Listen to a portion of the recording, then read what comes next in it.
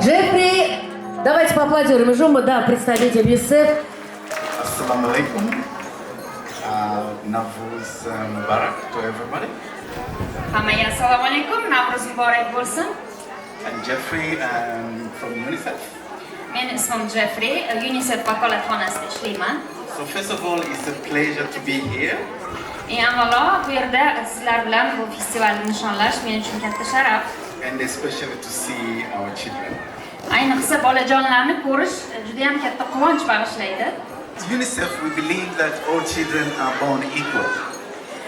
UNICEFda bizni ishonchimiz har bir bola teng bo'lib tug'ilishi And they have equal rights.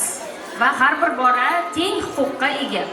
And to be frank, children with disabilities, including Down syndrome, they are very capable people. Va shuningdek biz ishonamizki, nogironligi bor bolajonlar, jumladan Down sindromi bor bolajonlar juda ham qobiliyatli bolalardir. They are very intelligent Ular juda ham aqlli and they are very talented. va juda ham iqtidorli bolalar.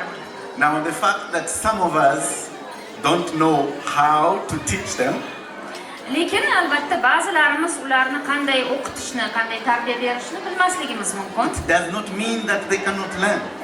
Lekin bu degani ular o'rgana olmaydi, o'rganishga qodir emas degani emas. So we must make sure that we know the correct methodology of teaching children with disabilities.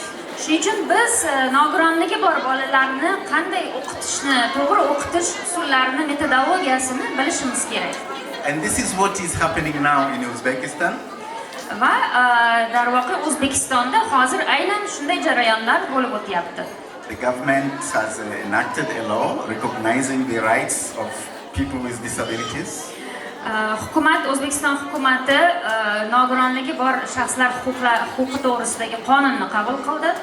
The National Agency for Social Protection is taking this issue seriously. Va albatta Milliy ijtimoiy himoya agentligi juda katta vazifalarni o'z zimmasiga olib ishlarini olib boryapti.